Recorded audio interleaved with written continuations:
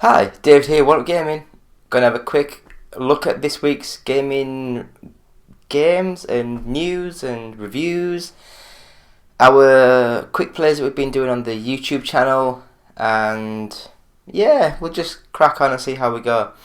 So this is episode 352 of the What Up Gaming podcast with me, David, the runner of the website, I guess you could call it. We are looking at introducing new features and things on a weekly basis as of next week, I think, or I might start it as of the 1st of June. It might work best as, like I say, give me another week to get a couple of things sorted and a couple of things done. But we are looking at doing some bits and bobs. I know this is we'll have more dedicated days, more dedicated things to do, and I will try and record things. I wanted to show this because I thought it was quite funny. I ordered myself a cushion with our logo on. I didn't think nothing of it. I thought 22 by 22 inches sounded like a normal cushion. I don't know what sizes are, I'm an idiot. And then I got this thing delivered, and my girlfriend was basically saying, "Why did you order yourself a mattress?" And I know she's joking, but here is my pillow. It's gorgeous and soft and squidgy. It really is nice. You know, it's really good. I really think it's really soft and squidgy. But as you can see, it's just that little bit big for. I was expecting, I'll just use it next to me in videos and stuff, but it dwarfs me when I'm sat down. It's just like it's I don't know what I've done. But yeah, so that's that. I guess we'll just have this quick little intro bit, and then we'll come back with this week's games we've been playing. So back in a few seconds. Hello Andy, this is Colin. I won't be able to get in tonight. I'm sweating like a pig. Hi, welcome back to What Up Gaming, still episode 352 of the What Up Gaming podcast. Me, David. I forgot to mention in the first part of the show, sponsored by Games Inspired Music. Please subscribe to it, please buy it, stream it. 20% of each sale will go to the Child's Play charity. And as always, our first 100 podcasts are available at audiobooksontape.com. Now, I did get an email for the first time in months that there was a problem with this. It was one of our fans, so if you're watching this, please, thank you for reaching out. We signed a deal with a company in the UK, which is where I'm from, that would produce and release these cassettes, which is amazing. And I did know that he did suffer with is it a blood condition?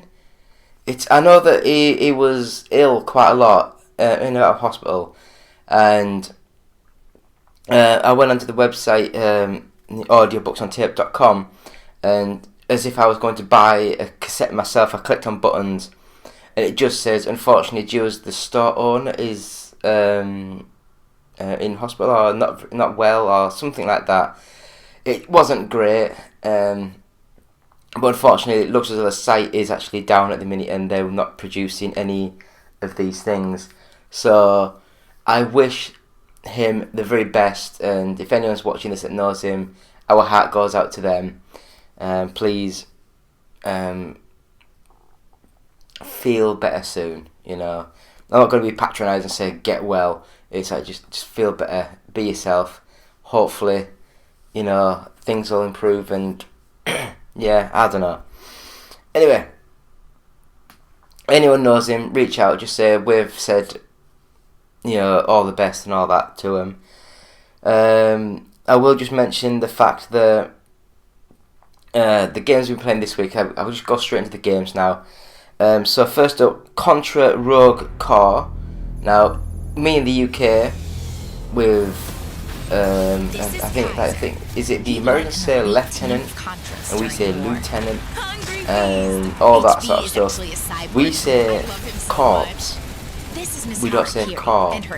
So it's very weird, me being when I first was watching all these old game shows and stuff from the time when I was 10, watching all these old game shows back in the day, seeing all these stuff, and in my head I'd be watching all these things and I'd say, oh, it's Rogue Corps, or it's whatever the Mega Drive game was called. I've completely forgotten. I'm not a big Contra fan, so I never came up in conversation much. And then I was watching some, like, probably IGN stuff, because they're everywhere, aren't they? American, everywhere. And they were going about Rogue Car, and I was like, I've never even heard of that game. So I was googling around, and it's like, they're on about the Corps. Yeah. So this game, I think it was is it the PlayStation one? No. I am an idiot, an absolute idiot. This is the game that was on the Xbox 360, I believe it was. More of a over-the-shoulder 3D run and gun sort of game. I found it okay, very basic, very cinematic sort of shooter. The camera's always pointing to where you want to be looking and things like that, and it was alright. It wasn't the greatest. Graphically it weren't good. It looked like a shiny 360 game, but not. It looked like a shiny PS2 sort of game. It looks like it was designed for that sort of system and then just like buffed up a little bit. Might be wrong, but that's what I feel. So I'll cut on to the next sort of game, and it's Car X Drift Racing Online. And this one, it's a very basic looking game. It looks very simple. Again, it looks like a PS2 game given the high res buff treatment. But unlike the Contra game, the handling mechanics and the physics models and all that feel much more modern. And the game, as you're racing around, you can get proper good drifts going, which is, I guess it's the name of the game. But you can get proper drifts around these tracks, and it feels really good, really satisfying. I was coming from I don't like drift sort of games, so I was coming from it from just the angle of point and squirt, straight lines, shallow corners, get onto the accelerator as soon as you get off the apex of the corner and all that sort of your proper basic driving sort of games. And I did alright. It looks alright. It plays amazing. I got a lot of fun out of this game. So it's cheap. So I'd recommend giving it a quick go if you're interested in drifting, because it's got a really good mechanic there, and really good handling model, and it feels good. These games, you go on the feel, not on the graphics.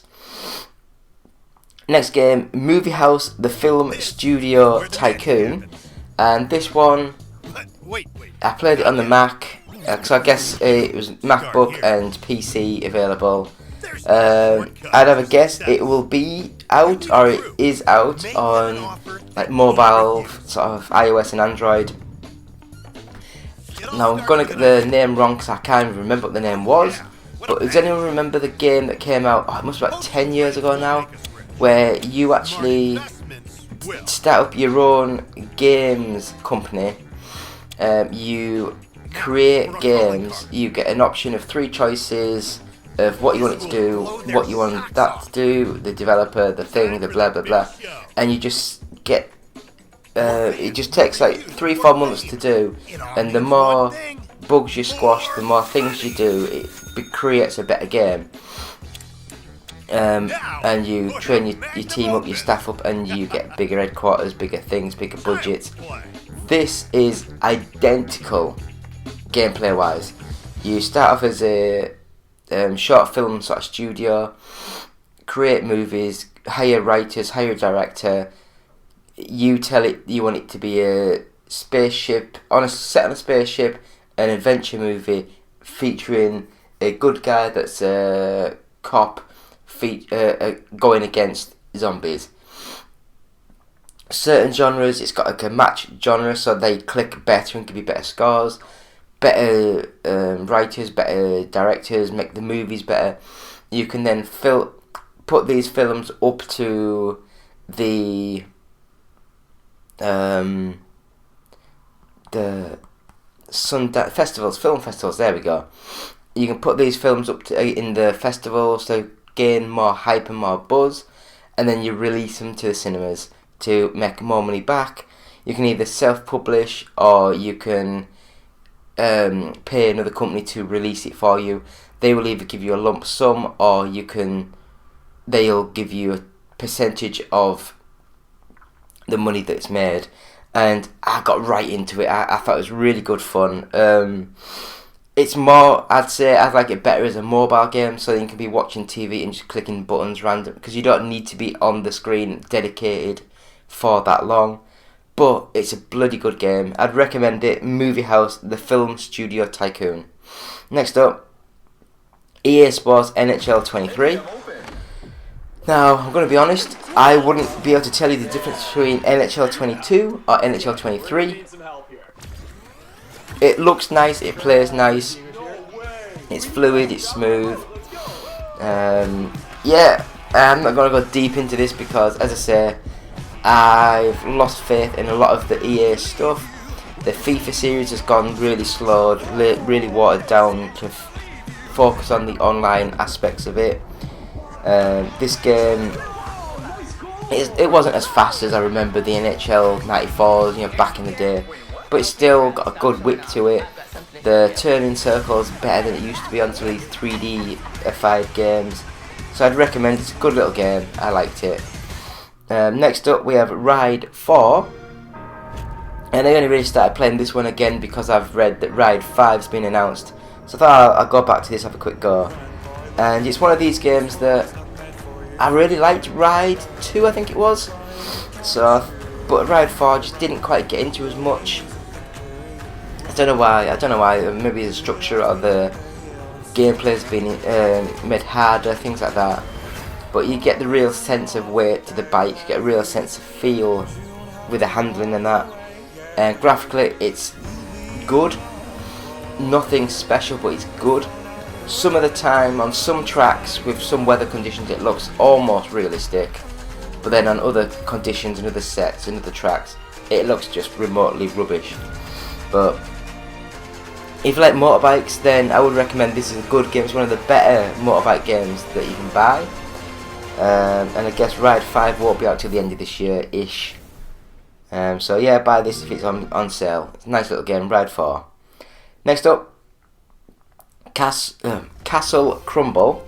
This one it's like a 3D-ified Angry Birds, and you just launch things at a big castle. You have targets to aim for, you can hit things, set off dynamite and things, and it's just a particle effects, rocks tumbling down, mobile sort of game. It's a fun 10-minute distraction. I wouldn't say I'd give my life to the game, but I enjoy these sort of things where you just watch all the castle fall apart and stuff. Nice little game. Graphically it's good for a mobile game. I hate saying those sort of words, but yeah, for a mobile game it's actually not bad. And I guess we're going to the last game that we played this week.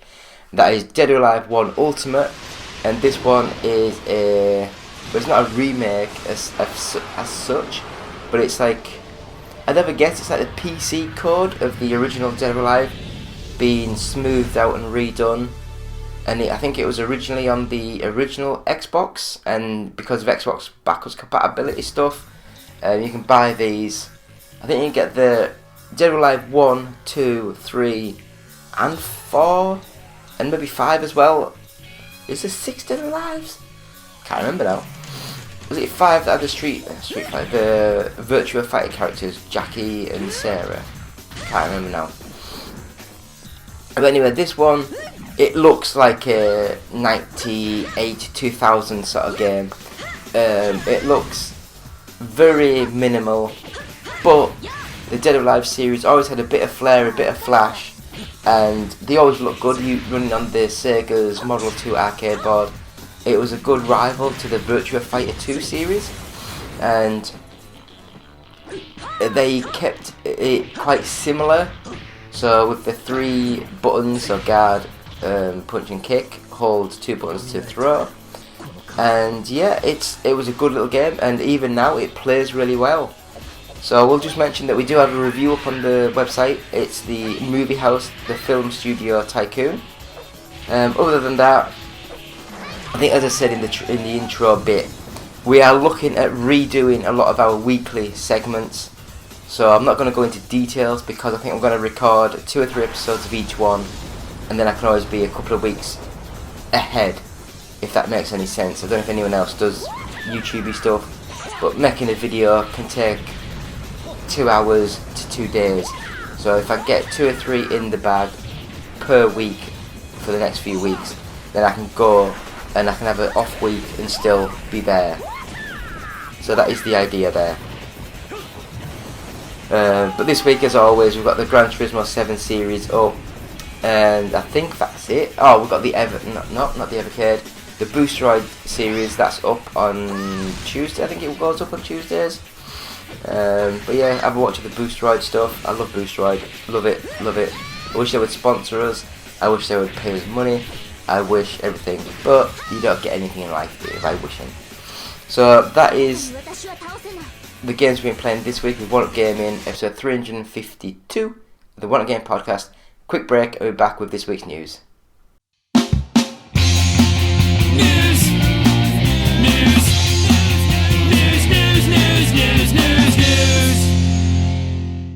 And we're back. It's me, David, One Up Gaming, episode 352 of the One Up Game podcast.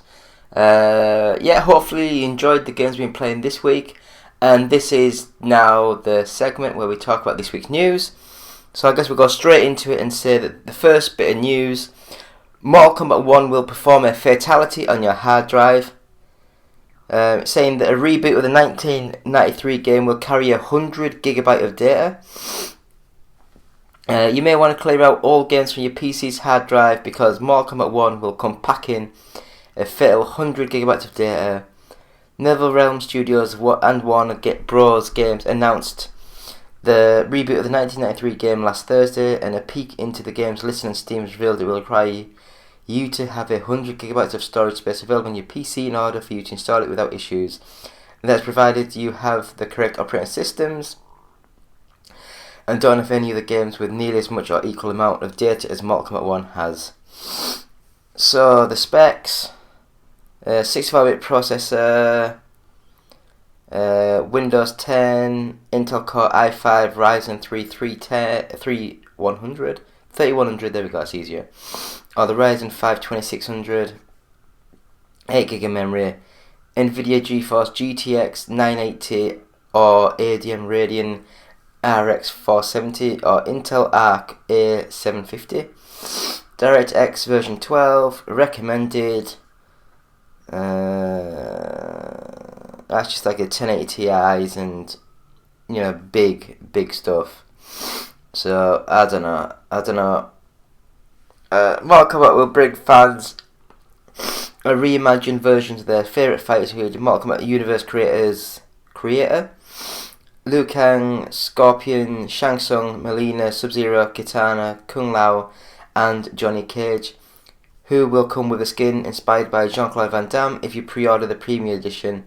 The game will also have a new fighting system, game modes, and much more. Mortal Kombat 1 released September 19th on PS5, Xbox Series XS, and Nintendo Switch and PC. So, what do you guys think? Do you think the Mortal Kombat franchise is the way it's going, or do you think they've gone too far with some of these things? I haven't ordered any of these news items in any of this stuff. I just put them in random order, so we're just reading some of these and seeing how we go. Oh God, I'm gonna sneeze. Oh, I do apologise. I will cut these out, and you'll be wondering why I've just said I'll cut these out. So we'll go straight into the next bit of news, and that is Eon announces the XBHD, a plug-and-play HDMI adapter for the original Xbox. Eon Gaming, the company behind HDMI adapters for the Nintendo, GameCube and Nintendo 64, has officially announced the XBHD, its next adapter that is designed with the original Xbox. The XBHD is a plug-and-play adapter that allows you to easily play your original Xbox on modern TVs. The XBHD, it's a lot of words, Includes 2 HDMI video outputs, a mini Toslink audio jack, and 3 LAN ports.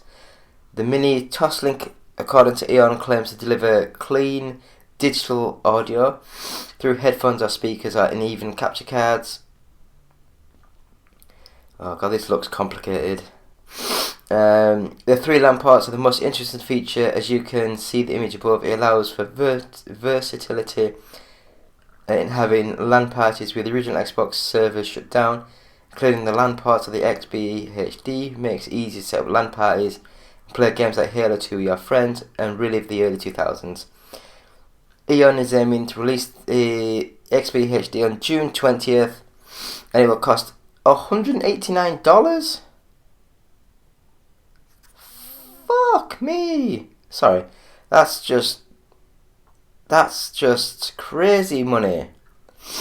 Is this something that you will be buying, or is this something that, like me, you've just discovered that it's bloody expensive just to play your Xbox on a HD TV? I don't know. All these things is just weird to me. I would love to be able to get my Sega Saturn, my PlayStation, Xbox and 64 up and running to be able to play my games and stream and record stuff. But we'll see what happens in the future. So next up we have China approves Microsoft's acquisition of Activision Blizzard. China's state administration has approved Microsoft's attempted $69 billion acquisition of Activision Blizzard, joining a total of 37 regulators, including EU and Japan. So that's 37 people have said yes to the merger. The news was first surfaced today on Seeking Alpha via a deal reporter item, and has since been confirmed via a statement from the Microsoft spokesperson. Bloody hell. China's unconditional clearance of our acquisition of Activision Blizzard follows clearance discussions from jurisdictions such as the European Union and Japan, bringing the total to 37 countries representing more than 2 billion people. The acquisition, combined with our recent commitments to the European Commission, will empower consumers worldwide to play more games on more devices. We're glad to see China join dozens of other major countries in welcoming more competitions. Competitions. I thought it'd be like more competitors in the gaming industry. I don't know. I don't know. Oh, my nose. SAMR, isn't that what you do to the microphone? Like, oh,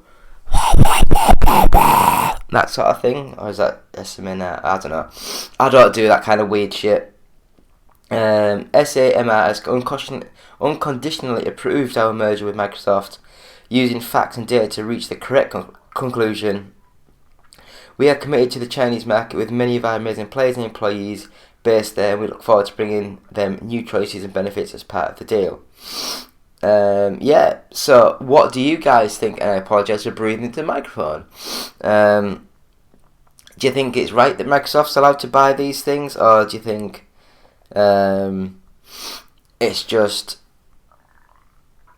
Microsoft are just balls out, money swinging, woo, look at my balls, with their cash, and they're just looking to buy their way to more success in the games industry?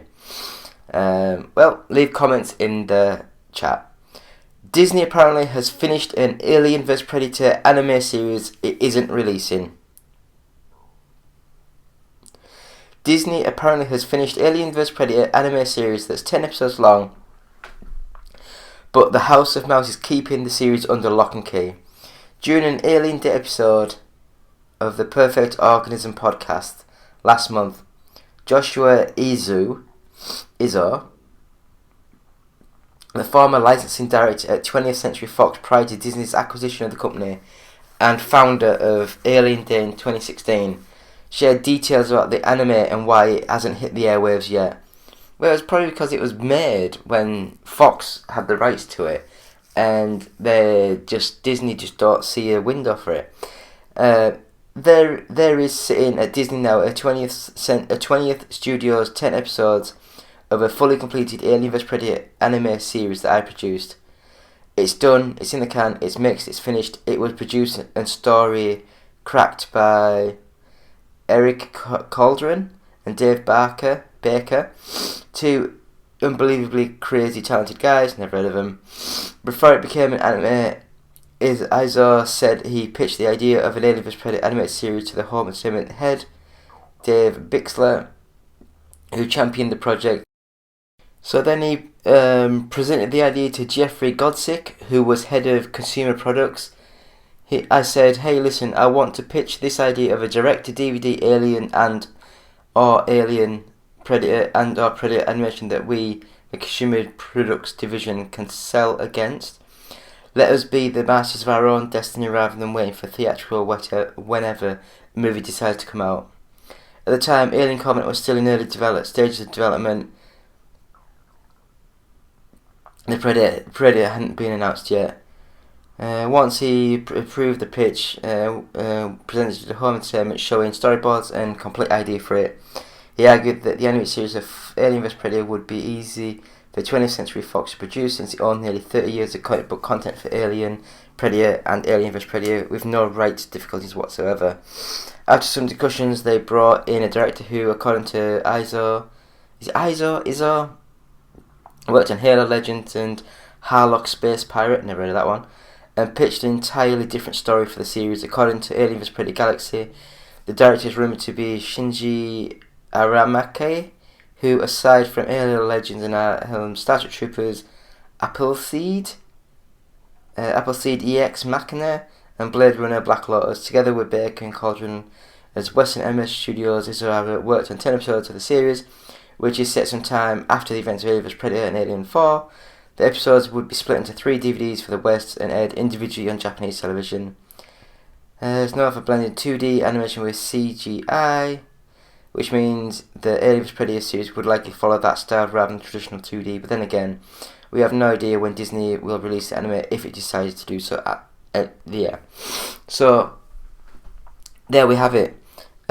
Disney have a full 10 episode series of thing that they probably just look at and think, we have no idea how to market and sell this, so we maybe won't ever try and do this. So, yeah, what do you guys think? Is it a shame that with all these acquisitions, you think it's made, it's finished, just release it straight onto Disney Plus, see how it does, but we'll see, we will see. So next up, YouTube is introducing 30-second unskippable ads when watching on TVs.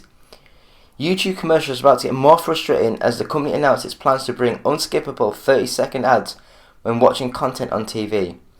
During its YouTube broadcast event, the company announced that the unskippable ads will be introduced to top-performing content, replacing the 2 consecutive 15-second ads that typically appear on the platform. More and more viewers are turning into YouTube on the biggest screen in their home. YouTube CEO Neil Mohan said during the presentation, as reported by Variety, viewers, especially younger viewers, no longer make a distinction between the kind of content they're watching when they turn on the TV. They want everything they love in one place, from their favourite creators to blockbuster movies to football, and they can find it all on YouTube. Can they? Really? I don't know. Variety notes that these 30-second unskippable ads will be available to advertisers via the curated advertising platform YouTube Select. YouTube also confirmed it is experimenting with a new feature called Pause Experiences, where ads will appear whenever a viewer pauses the video while watching YouTube content on TVs. The feature itself is similar in concept to Hulu's Pause ad feature, which was released in 2019. Don't have Hulu in the UK.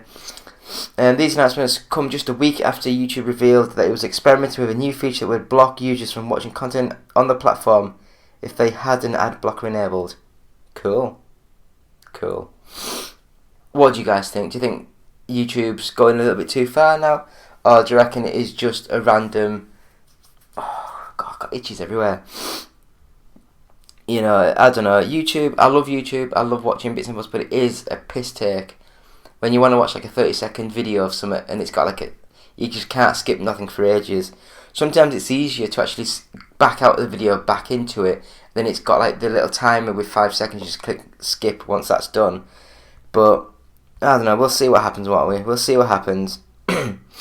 Anyway, next up, Futurama reveal comes to Futurama revival comes to Hulu this July after a 10-year freeze in the cryogenic chamber. Hulu has announced that Futurama Season 11 will drop its first episode on July 24th, with new episodes released weekly every Monday. The revival of the sci-fi animated comedy was announced last year, with Hulu ordering 20 episodes, the first 10 episodes featuring the upcoming season, which is said to have a storyline that will appeal to both new viewers and long-time fans following decade-long mysteries. According to the synopsis, there will be developments in the epic love story with Fry and Leela, the mysterious content of Nibbler's letterbox, and secret history of Evil Robot Center, and the whereabouts of Kif and Amy's tadpoles. There's also a pandemic in town as the crew explores the future of vaccines, Bitcoin, cancel culture, and streaming TV. The regional voice cast has returned for the revival with Billy West, Katie Segal, Tress MacNeille, Maurice Mashaj, Lauren Tom, Phil Lamar, and David Herman, all reprising their roles. John DiMaggio is also back as Bender despite a dispute over pay that was ultimately not settled. If he's not settled, I don't know. Futurama first aired on Fox in 1999 to 2003. The series followed the pizza delivery. Everyone knows Futurama. What do you guys think about the new Futurama? Do you think it's worth looking into, or do you reckon it'll just be one of these sort of series that gets announced and then all of a sudden it just gets clipped? It gets clipped and it's never heard of again, which has been what's been going on for the last few series, I guess. They announce more stuff and then it just gets dropped, doesn't it? Anyway, we'll do the UK top 40 now. So, number 40, Spyro Reignited Trilogy, Kirby Return to Dreamland Deluxe, It Takes Two, Metroid Prime Remastered, Luigi's Mansion 3. Number 35 is Lego Harry Potter Collection, Red Dead Redemption 2, Just Dance 23 Edition, Splatoon 3, Grand Theft Auto The Trilogy The Definitive Edition, and number 30, Mario Rabbids Kingdom Battle, 30-in-1 Game Collection Volume 1. I wonder when Volume 2 is coming. Smash Brothers Ultimate, Minecraft, Pokemon Legends Arceus. Number 25 is WWE 2K23, Lego Star Wars The Skywalker Saga, Crash Bandicoot N. Trilogy, New Super Mario Bros. U Deluxe, Resident Evil 4. Number 20 is God of War Ragnarok, Mario Party Superstars, Super Mario 3D World plus Bowser's Fury, Pokemon Violet, Nintendo Switch Sports. Number 15, Call of Duty Modern Warfare 2. Number 14 is The Legend of Zelda Skyward Sword HD, Super Mario Odyssey, Grand Theft Auto 5, Minecraft Legends, and at number 10, Dead Island 2. Number 9, Animal Crossing New Horizons. Number 8, The Legend of Zelda Breath of the Wild. Number 7, Lego 2K Drive. Number 6, Pokemon Scarlet. Number 5, Mario Kart 8 Deluxe. Number 4, Star Wars Jedi Survivor. Number 3, Hogwarts Legacy. Number 2, FIFA 23. And at number 1 is The Legend of Zelda Tears of the Kingdom, and that is thanks to the Games Press, GFK Entertainment, all software charts.